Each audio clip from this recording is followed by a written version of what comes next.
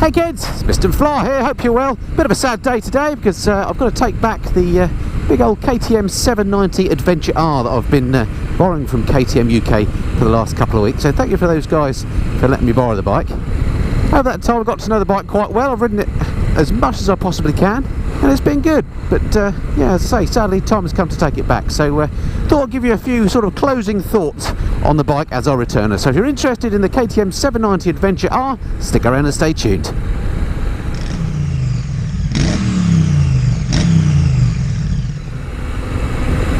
So what thoughts am I left with then, having ridden this bike for the last couple of weeks? Well, overall positive. Really like the bike. A couple of things that really stood out for me are its handling. It feels very nice and light and it handles just beautifully. I've said it many times before, but if you're in the adventure bike market, this sort of mid-size point, so in this case 800cc-ish, and there are a few bikes in this space, I think it just completely hits the sweet spot, because these bikes aren't so heavy that you wouldn't dare take them off-road. You can actually take them absolutely anywhere, and at the same time they haven't got a lack of power, so if you're on the road and you need to overtake, they've got oodles of power for that.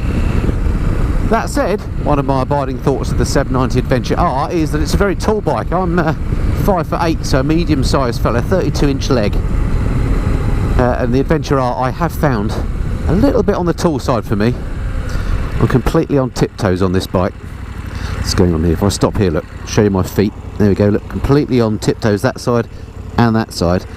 Whilst you're on the road, that's absolutely fine, because it's a light bike, it doesn't feel like you're going to drop it.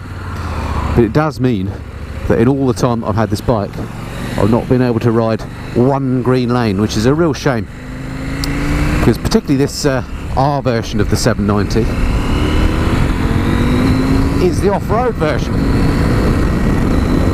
So I'm sure I'll get loads of comments from people saying that all very well you're riding that bike, but you didn't do a proper test because you never took it off-road. Well, I'm sorry about that, but that's because I'm a shorty, and I signed a disclaimer when I picked the bike up that said if I damaged it I had to pay for any damage, so I just didn't want to risk it. I did think I'd have a go and check out back one of my videos. I put a link in the corner somewhere to the video where I fully intended to go off-road and what happened there. So I haven't managed to do that, but I imagine if you are tall enough to ride it confidently, then off-road this would be absolutely amazing, because it does feel light, it does feel agile. The other thing that will stick in my mind about this bike actually is the comfort. It looks like it's going to be uncomfortable because it's got that big old bench seat on it, and I've often criticised KTMs for being uncomfortable as heck. So I found this one pretty good. You can ride it all day. The riding position I find really comfortable. I'm sat completely upright, my legs are in a fairly sporty position. Oh, I nearly went then.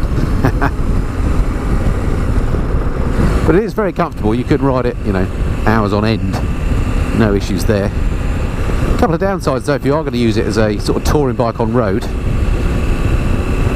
and that is things like it doesn't have cruise control, which many of its competitors does have, not as standard anyway. It doesn't have heated grips as standard. It has that's an option. This has got that option, which is this little button here, but that button is absolutely rubbish. It's really hard to feel whether you've pressed it on or off, and you can barely see whether these LED lights are on or off as well. So once they are on, they work absolutely fine, but it really is a bolt-on afterthought that I would I think rather than pay the extra for the official KTM heated grips, I'd just get some Oxford grips or something. They'll be cheaper and they're much easier to use than these. One of the highlights of this bike is its absolutely peachy engine. It's got plenty of go. If this wasn't such a busy road, then I'd have no issue overtaking this traffic.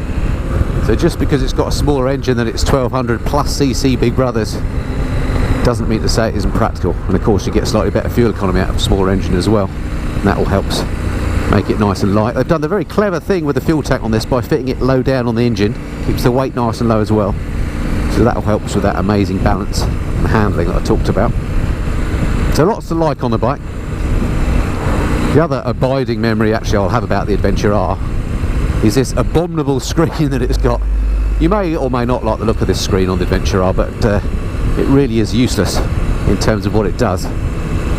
In my case, it just throws dirty air to the top of my head, and whilst I'm alright here, look, doing 35 miles an hour, I'm not in any terrible wind buffet. If you're on a motorway, you get absolutely terrible buzzing off of it.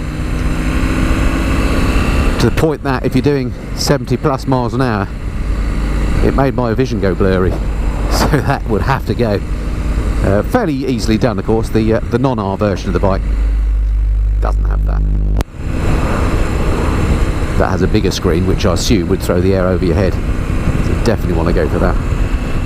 What a beautiful day for riding. Oh, summer's here at last. So what other memories will I have about the 790 Adventure R? I must say it's beautifully made. And I think it looks good as well. Another thing I've often criticised KTMs about is that I don't really much like the design of them. And whilst this isn't an absolutely stonkingly gorgeous bike, it's one of the better looking KTMs, I think. It does feel well made. Things like the welds are nice, and it's got a fairly premium finish to it. You know, this looks like a dirt bike should look, really. What with the high up mud guard on the front, the knobbly tyres, etc. Oh gosh, I'm getting really fed up with this traffic. Where this bike really scores is that it's just pretty good at everything. Often people talk about all-rounders being as if it's a bad thing, but actually, if you're only going to have one motorcycle, you could have this to do everything with. You could tour on this, you can take it off-road if you're tall enough, you could ride it to work every day, you can filter with it because it's nice and narrow to get through traffic. And there's also an absolute hoot on the twisters because that handling is so lovely.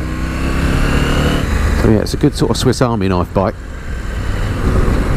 So I guess the million-dollar question is, would I have a KTM 790 Adventure R?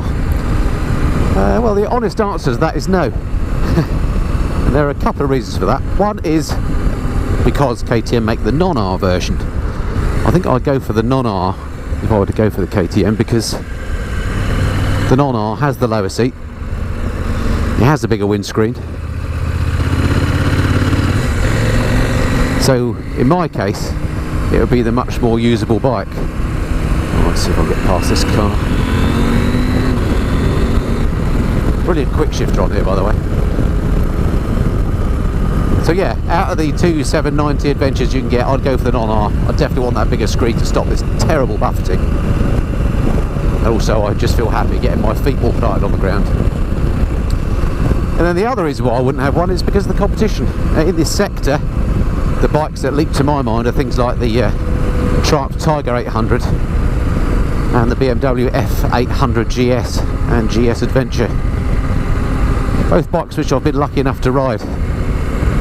I think compared to the Triumph, I think I'd rather have the KTM, just because there's something about the Triumph that when you're riding it rides beautifully. I do like the Triumph, don't get me wrong, I'm clutching at straws, I'm nitpicking between all three bikes because they're all very good, but the Triumph, I don't like what you look at on the Triumph. It's this kind of, it doesn't look finished off the front of it to me.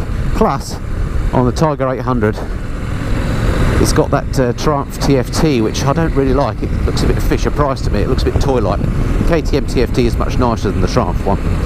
Not that I'm a big fan of TFTs per se, but you know, many modern bikes have them these days, so if you're going to have one, you might as well have a good one. The KTM one is better than the Triumph. So sorry Triumph, I think I prefer the KTM over the Triumph, and also I prefer the looks, I think, of the KTM. But, and there's always a but, isn't there, if you'd compare the 790 Adventure against the F850 GS, I'd have the F850 GS, which just feels a much more premium bike. So again, that has a much nicer TFT than the KTM, and it blows the Triumph out of the water. It's got much more electronics than this has got. Again, I'm not a massive fan of electronics, but again, if you can have them doing well, and the BMW just integrates them nicely in the bike more. It's got that whiz wheel, it's got a button for things like the heated grips that come as standard. You don't get terrible buffet on your head, you can get your feet down. It also looks good, it's also got a lovely engine, it also goes very well. Now unfortunately I don't have the figures for cost to hand, but I think the BMW is probably a bit more expensive than this one. But nonetheless I'd save up and have that if I were in the market for one of these bikes. So sorry KTM on that. It's not to say it's a bad bike by any means, it just doesn't float my boat as much as the equivalent BMW does. Right, so there we go, just a little sum up video as I'm taking the bike back, stuck behind a van as ever, not a white one, which makes a change, but lovely day to be out riding. I hope you're getting out as well on the bike this year. Let's hope we can have another absolutely cracking summer. By the time you get to watch this video, it may be almost over. let's hope it's been a good one. So a bit of a silly little video this one, but I thought it was worth making one final video before I give the bike back to those nice people at KTM. Thanks to them again for letting me borrow the bike, and thanks to you for watching the video. I don't just do bike reviews here on the Missenden Flyer. Oh, and by the way, if you are interested in the KTM 790 Adventure, I've done loads of videos on this bike. I'll stick some cards up in the corner of the screen. So I've done my initial review of the bike, where I went through how the bike feels to ride, its spec, that sort of thing, the details there. And the video I would point to you is my in-depth review, where, having ridden the bike for a couple of weeks, I've gone through things like the cost of ownership, what it's like to ride in the dark, what's it like to ride in the wet, all the sort of practical things that you'd need to know you wouldn't possibly get to find out if you just rode the bike in, say, a 1 hour test ride. Definitely go and watch that video if you're interested in the bike. And if you're interested in motorcycles in general, I don't just do reviews here on the Missenden Flyer, but I do lots of stuff. I do live streams occasionally, I do trips and tours, I do a monthly bike news roundup, I do things in the garage about how to look after your bike, modifications, that sort of thing. Basically everything and anything to do with motorcycles. I'll try and cover it here on the Missenden Flyer. It'd be great to have you along. Hit that subscribe button if you haven't done so already, and I look forward to speaking to you next time. Until then, this has been the Missenden Flyer. Cheerio.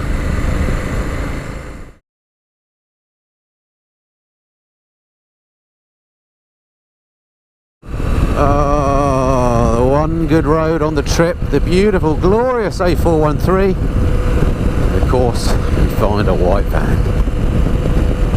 Oh, white van. Ah! Ho ho ho, another white van.